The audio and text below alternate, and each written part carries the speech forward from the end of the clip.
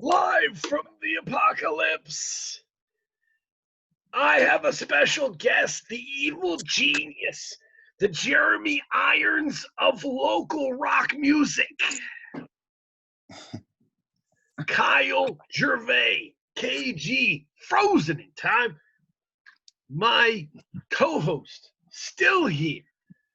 Yeah, man. Still here. He's got an old soul because he body switched with Louis Gossett Jr. 10 years ago.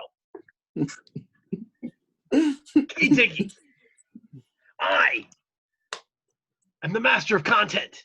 Half Rick, half Morty. Dano. Welcome. This is not my discussion. This is Taylor Swift time. We're plugged in. This is hard for me to do. I started Free Music Empire with a rebel associate of mine so we could put attention on people who needed it. But we also agreed at that time we were not going to ignore important stuff just because it was popular, because that's a dickhead thing to do. So I agreed. I listened to it. I was angry that this was good, but I did agree to it. And I spent all week listening to Taylor Swift for the first time in my life. Oh, so talk to me. Talk to me about this album and what makes it what it is, or what the reaction's been, or what people or what you're hearing about Folklore.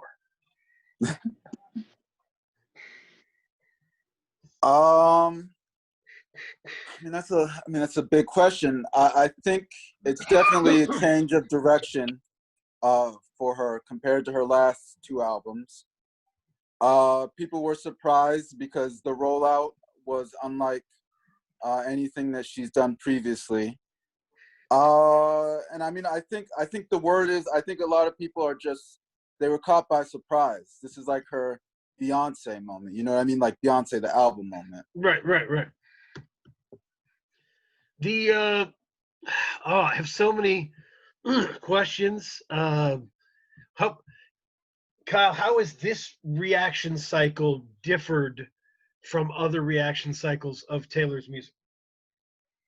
Well, at least for, or in comparison to the last two, I think that there was already a kind of consensus on if the record was good or bad prior to the record actually coming out. Based on singles and such, and yeah. Yeah, and so with Reputation, it was like, Look What You Made Me Do is probably the worst Taylor Swift song, period. And it was the first single, and it was just like, okay, I guess she's still mad about Kanye 2 years later. Oh, yeah, I remember hearing about this. Yes. And it was just like, all right, and it was kind of like her dark, like hard record, and Taylor Swift can't really do dark or hard.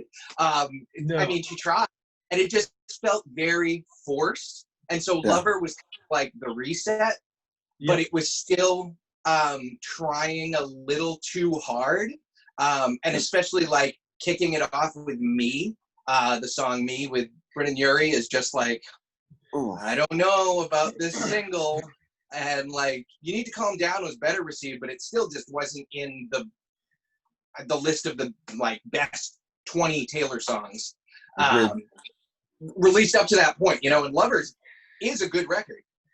It's a little bit of everything, but overall it's a much better record than those two singles would lead on. Yeah. So this one does not allow any of that.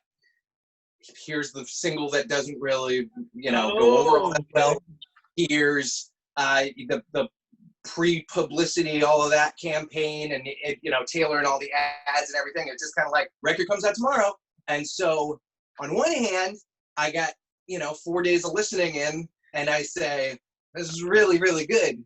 And on the other hand, I'm like, is it gonna hold up? Or is it just like this, like the newness factor? You know what I mean? Right. I think it's more the former. It sold 500,000 units in the first 3 days. So it's the biggest selling album already of 2020, I think, first week. Yeah.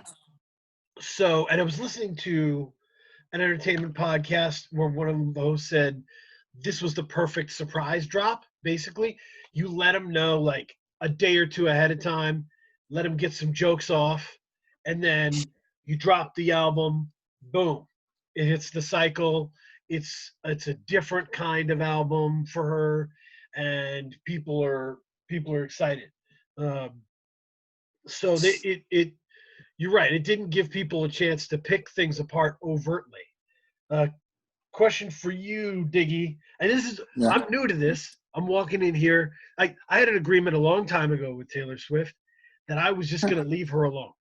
You know, she just makes pop music for young people. I enjoy that. I think that's great. And you can do that. I'm not a nice enough person to enjoy this music. So Okay. but I'm nice enough to leave her alone and not be trolling anywhere, not be out Very there kind of getting you. negative vibes. So Yeah. I just stay to myself, listen to people talk about shooting people all day. Anyway, it's nothing, I give to charity. Anyway, but the thing is, I'm jumping into this world, and it seems like a lot of the discussion for and against Taylor Swift orients around the fact that she's corny.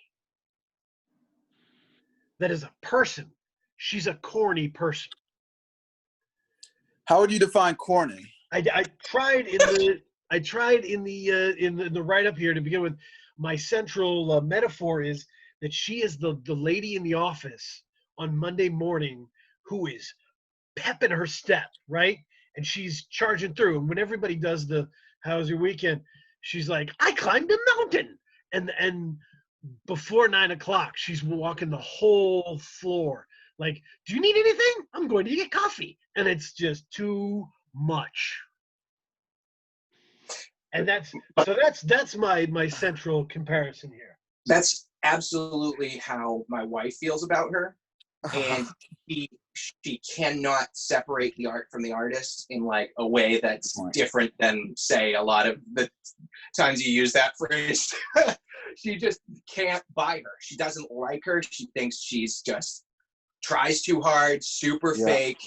And she, she'll like a song here and there, but like when the announcement came out last Thursday, and I was like, "Holy man, tomorrow!" She's like, "So, like, why do you care?" I'm like, "It's got Aaron Dessner from the National, and Bona Bear's gonna be on it, and it's gonna be great." And she's like, man, and it was great. So anyway, I'm holding a yogurt lid. I don't know why this is. Anyway, visual tics. So it's interesting because I put this in the write up.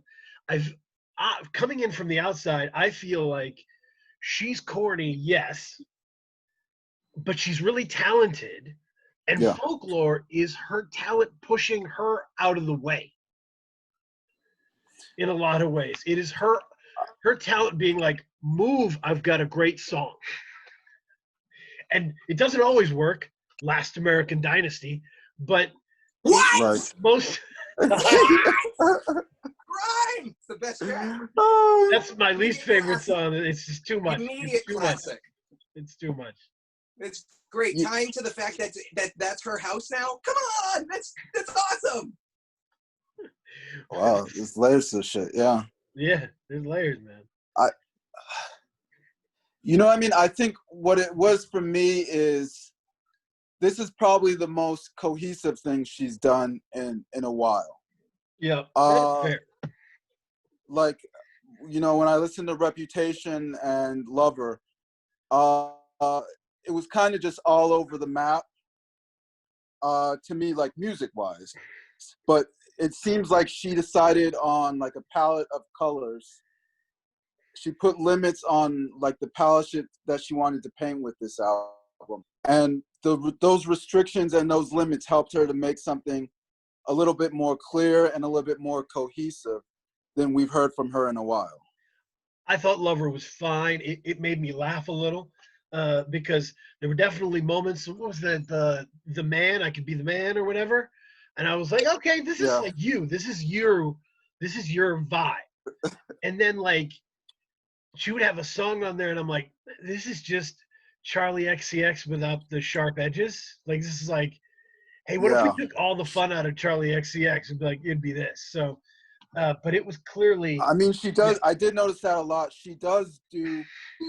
You can tell who her influences are. You can tell who she listens to because it comes out very clearly in the way that she sings at times. And there's a song on like every album where she does a Springsteen voice, where she goes into a Springsteen voice, and it doesn't matter what she's saying, she just nails the rhythm. Yeah. She's just like skin-a-marink-a-dink-a-dink, skin-a-marink-a-doo, and it's like, all right, man, whatever. But the worst listen that I had this week was Fearless. Fearless made me.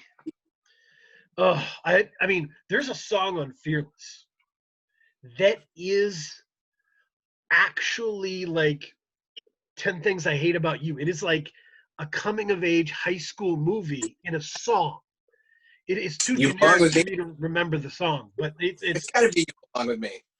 But it's like, you're the cool jock at the school, and you're the star. Yeah. And she wears shorts. She wears t-shirts.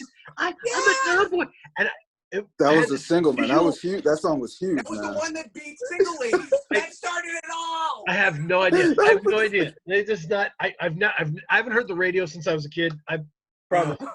I live in a different place. So I'm listening to this for the first time, and I'm my head down, and I'm just like, there's a marketing executive that closed his door and cried for a half hour when he heard this. He was like, I didn't believe before, but I do, God, and thank you. Like, he was like, I can sell this to anyone. Yeah. Anyone. Like, this, it was like, I just kept thinking of the marketing and PR firms being like, oh, this is amazing.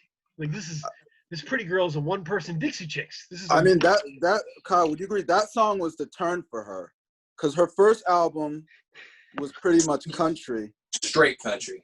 Straight country. And then country that radio is the only one paying attention. Yeah. And that was that song was her pop. That was her first pop single. Yeah, I mean, what was the first? I feel like the first song on that record too was a single, but "You Belong With Me" was really the one that like blew up. You Belong, right? And then what was it? It's like the fairy tale. Yeah, right.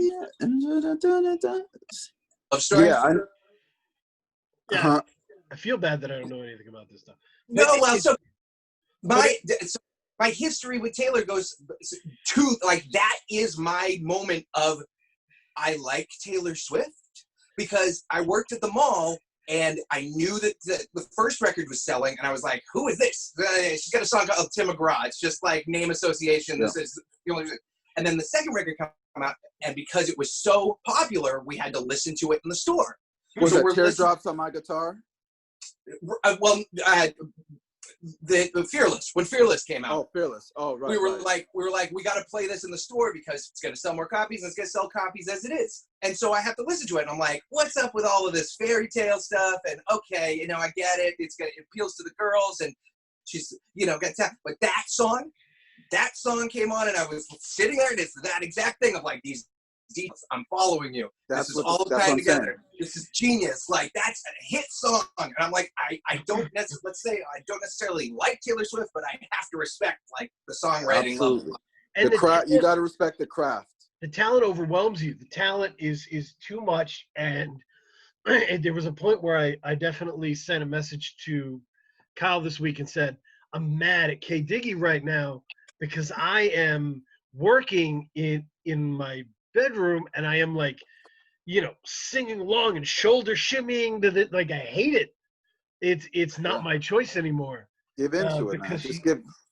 She has such an innate sense of melody and oh yeah, and rhythm. It's something, man. And there's a very kind friend of mine who hates the Beach Boys, and so whenever people ask him what his favorite Beach Boys album is, he will say one of these crazy late 70s, like, about vegetables killing Nixon supporters, like Beach Boys albums. just to see the happiness drain out of them, you know. And he's like, "Yeah, this is my favorite," and he convinces me, like, it's really because I hate the Beach Boys. And I was like, this is gonna be that album for me. This is gonna be the album where I'm like, Folklore's my favorite, and everybody's gonna be like, because one of the things this entertainment podcast that I listened to was it's headed by two really old poptimists, really old, really poptimist, really artsy opinions about pop music on the radio, made by young ladies. And he said he was disappointed in this Folklore album, and he said his daughter explained it well. She was like, there's a part of every Taylor Swift song where it builds and it takes off, and this album doesn't have any of that. And I'm like, that's why I like it. It holds in the pocket, and it does what it does. It stays in a genre she's naturally uncomfortable in. Yeah, I think not to be dismissive of her at all, because again, she is the one guaranteed choosing these collaborators. Sure. But I think the cohesion within this record is due to working with Aaron Dessner of the National. Dessner. And then the pop flourishes are saying to Jack Antonoff, hey, these are the lines we're coloring in. We need a little sparkle here. Because, I mean, there's songs on there that I can see being sung along at a stadium, despite the fact that this is not a record that I would put on at a summer barbecue and be like, hey, the new Taylor Swift. Like, this is you're listening to this on your own and letting it sink in. But, like, you're telling me you hear Betty live and that whole stadium's not singing along to that chorus? Like, yeah. Antonoff especially, we should talk about the production here because it's an important part of Folklore. As my wife is very, like, if you call something and it's not that, she will not shake that. So she's like, this is not folk. This is not folk at all. This is not at all folk. And she's like, there's a, like, you know, this sounds like 10,000 Maniacs. This is not. So there's and it's not she doesn't call it a folk album, Folklore. So it's like folk-ish, adjacent. There's a descriptor calling it electro folk, which is fascinating. But Antonoff especially is very good at making big stuff sound smaller than it is. Is that fair? Makes sense. He's learned to do that, yes, because he was the main guy on Reputation, and Reputation is we're going for broke, big, you know, synthesizer, drum machines, like as big as possible. And I think in the last few years of working with like St. Vincent and the last Taylor record and Lord and stuff like that, I think he's able to, now he is saying, okay, what's the special something here, and how can we really focus on that rather than the bigger is better approach? Yeah, right. If you compare Reputation with Mass Education, it's huge. The difference in production is huge. And it seems like he's able to kind of mask the stuff that is the candy and showcase like some of the finer instrumentation so you can hear at least a piano or some guitar strings, you know. I was really impressed with the Dixie Chicks record, and the production there. I really do like it. Taking the Long Way, despite it being Rick Rubin and being very like natural, is like, if you look at it like in Pro Tools, all the songs are just giant blocks. Like everything is cranked to 10 all the time. And like with this one, you could really, or with a Gaslighter, like you could hear the space and the, like, I don't know, the more, or the less obvious choices being made in order to let the songs come through, and like made that much of a difference. Yeah, absolutely. Diggy, how would you describe the production on this compared to her other records? It was more cohesive. I thought that there was more, because it was so low key, like the production was a little bit turned down, a little bit low keyer. I think it really allowed her lyrics to shine. I think like the past couple of albums, and I'll even include 1989. I wasn't really a fan. I didn't really like 1989 either. The past couple of albums, I think the production, the loudness kind of got in the way of her lyrics. And that's always been the draw for me, is her pen game. And I felt like the paired production on this album really allowed the emphasis to be on her lyrics and her songwriting. And it was, I don't like the National. They're a little bit boring to me. But this album, the first 3 songs listening to this, I was like, it's the National record. It sounds like the National. So that was my first listen, was this is a National record with Taylor Swift singing instead of Matt Berninger. So instead of over every song, have Taylor, which is far more pleasant. But like the chord changes and the movements and the atmospheres and the accoutrements, I was like, this is all out of the National playbook, period. Yeah. But Taylor is a little more clear. She's very straightforward with the lyrics. The stories she's telling are like really great. And what's weird is when you said that the whole thing about like these songs don't have those moments that take off, I feel like they have them all over the place. There's songs that I'm like 2.5 minutes in, this is so boring. And then it's like, oh, because we were waiting for this. And like the Bon Iver tune I thought was pretty underwhelming until it hits that "So Step Right Out" part, and it's like, oh man, this tune's the best. The Bon Iver collaboration "Exile" is one of my favorite collaborative moments of the year, because there is a sense of, when you're first listening to it, you're like concerned about everyone. For sure. Hey, so going back to my office analogy, I came up with this whole story in my head. The lady who climbs mountains on the weekend and gets everybody coffee, she's throwing a party.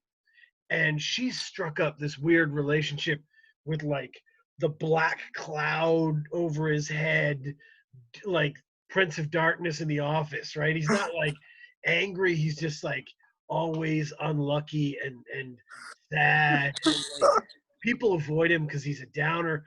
But she struck up this weird friendship with him that doesn't make a lick of sense. She invites him to the party. He's trying to be more up than he usually is, more exciting and interesting. Put a lot of thought into this, man. Oh yeah, and she's trying to like act like he's cool and one of them, and like it's so awkward. But the talent kind of wins out. Yeah, I agree. I mean, I had to listen to it a couple of times before I got the record, like, because they don't seem to fit. The first time I heard it, I was like, no, they don't really fit. But by the third time, I was like, okay, all right, okay. When it hits that part that he did the first time, and then it's the second time, it's just like, well. Am I wrong that, like, great? Am I wrong that like Justin Vernon, like, it's kind of all about reference points for him, where it's like, you know, this is my, you know, Steve Winwoody record. This is my, you know, Bonnie Raitt cover. This is like, he's got these reference points. And when I first heard him singing, I was like, is this his Johnny Cash thing? Is he doing like a Johnny Cash thing now? Like, is this? It is interesting that he went with the lower register on like the tune the most people to hear a Bon Iver tune are probably going to hear. It was fun. I thought it was fun. It was weird and you didn't know what was going to happen, but it worked really because things work with, you know, like Taylor Swift has a great voice and she's an interesting writer, and it doesn't. That's why I didn't like 1989. It wasn't because of her. I didn't like 1989 because I couldn't focus on anything that was going on. Well, and I think a lot of the prior tunes too, and like the vibe she gets is due to the autobiographical nature of a lot of her tunes. Like it's just these thinly veiled stories from her life and dating history.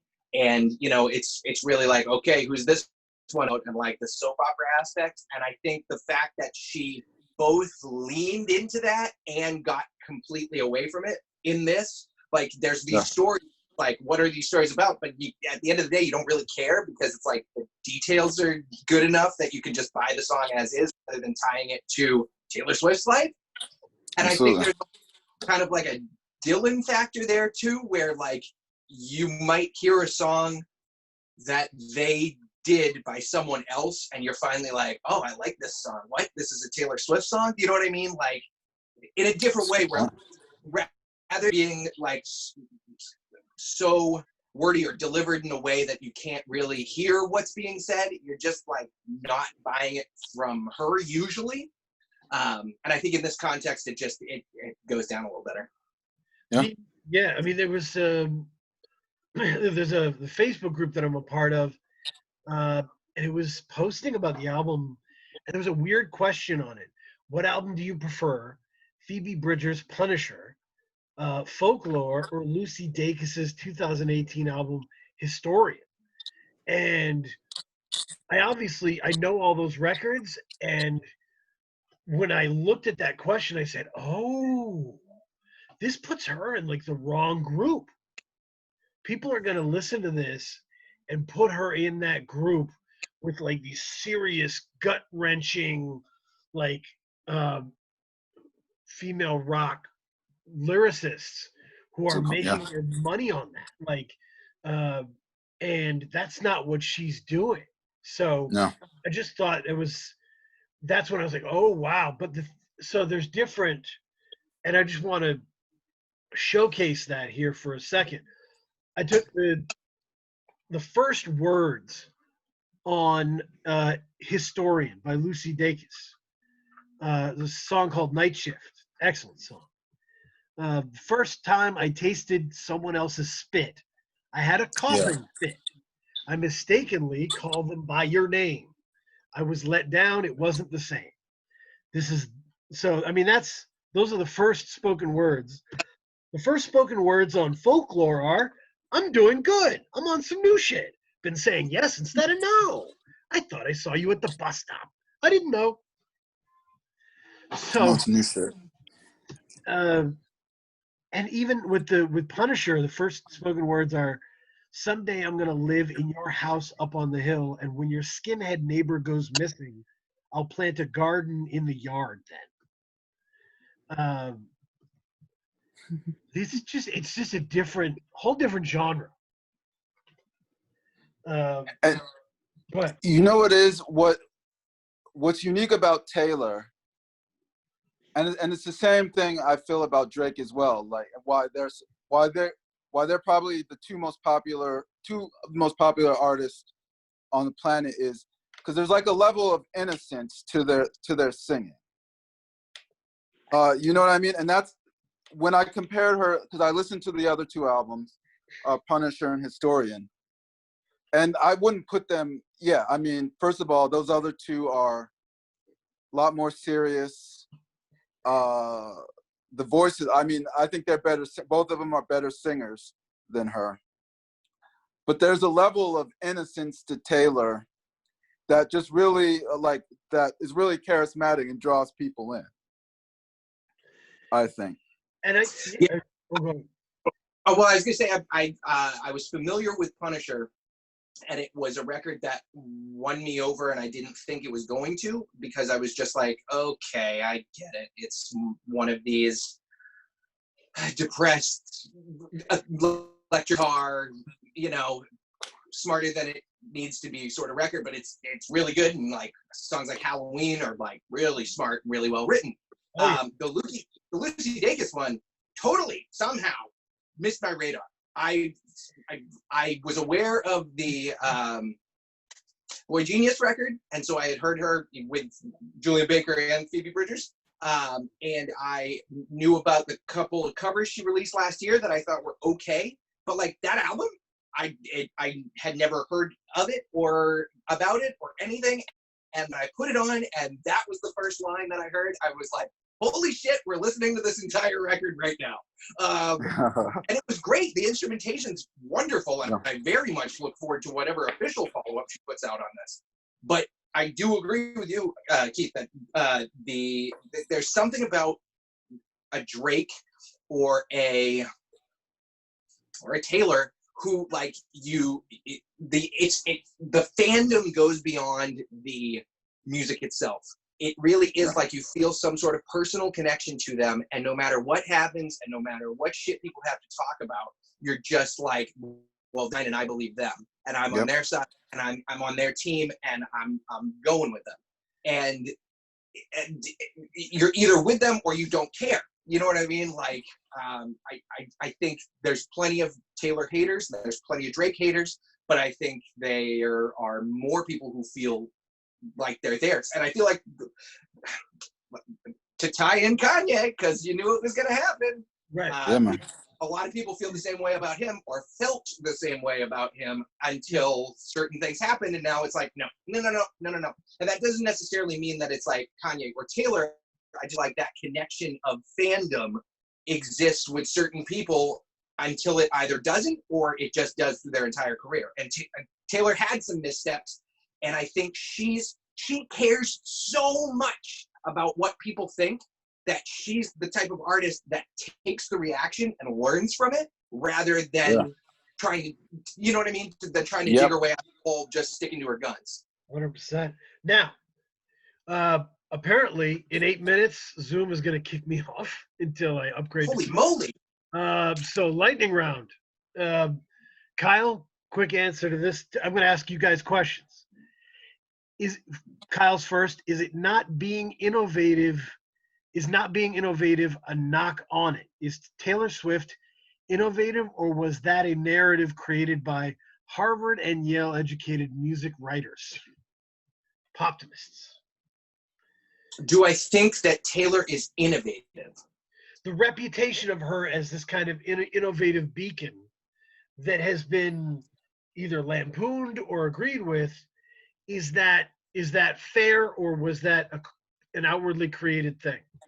I think she's a really great songwriter who has never made any independent production moves to say that she would be an innovator. Agreed. So, like, I've never heard a Taylor Swift song and say, this sounds like nothing I've heard before. Agreed.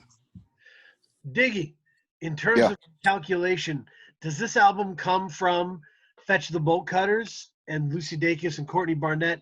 Is this a genuine experiment, market correction, or does it matter what the motivation is? I think, honestly, she needed to expand her sound. And I mean, like, if you look back at it, a couple of years ago, her biggest competitor was Katy Perry, and the Lady Gagas. Mm-hmm. No one wants to hear 30-year-olds making like teen pop songs. Sorry, I love KP. I do love you, KP. So I think this was she needed to branch out and find a different direction that her sound could go for the survival of her career. To you, Kyle, is this partnership with Dessner fruitful? Do we need more of this? It'll be fruitful for Dessner and Justin Vernon and the continuing, wow, he's a really good producer, of former Fun member Jack Antonoff. Like, I think for her, it's interesting question. When the comparison between Phoebe Bridgers and Lucy Dacus came in, I got it on paper, but then listening to it, I thought to myself, Taylor Swift does not have a rock bone in her body. There's no edge to Taylor Swift. Right. So even her, like, trying to be like bad and mean does just, I don't buy it, you know? I hear that. And she's so good at writing that while she might dabble in like some light R&B, or she might, you know, get a more dance sound with, like, you know, Euro synths and all that stuff, or she makes like a more stripped down indie record, those are the areas that I think she fits well in, and she's smart enough to find those areas and make that work. But I think she has her limits. So as far as like, will this be like a partnership that continues? I think so. I think the only partnership that's continuing is her and Antonoff, and finding those different angles that can allow her to be seen in different lights. Yeah. But I think this will be a very specific record in her entire discography once it's all said and done. K Diggy, last question. If there's pressure for Swift to constantly reinvent herself, are we in danger of getting like an Afro pop Taylor Swift? Of getting a UK grime Taylor Swift? No. Drake situation? No, I mean hip hop is more flexible than pop is, per se. So Drake is okay. Well, I don't want to say what I really want to think, but Drake is able to explore those. Like he's able to explore those fields a little bit more freely than Taylor is. I think Taylor knows her limits, like what she knows what she's gonna sound good on. As Kyle said, she's not very experimental. Like she's not I think that's the word. She's not going to push her boundaries too much. So right. You don't think you have to worry about Taylor Swift doing an Afro pop song. So now we're going into the recommendation corner. I was going to give you all some hip hop, but here's what I'm going to do. I'm doing a discography dive. I'm going first album to last album. These are going to be short. It's going to be easy breezy to do it. It's Chic, starting in 1977, self-titled record. Anybody who listens to this has gotten this far, do it with me. Start with the 1977 album. These are the cleanest mixes I have ever heard in my life. You could eat off these mixes. If you don't know Chic, Nile Rodgers produced for Prince, Madonna, Diana Ross, Duran Duran, like all the albums that you grew up loving, he produced those. And it's because he's just clean as fuck. So that's that. Do that with me. I'm going to say Chic next.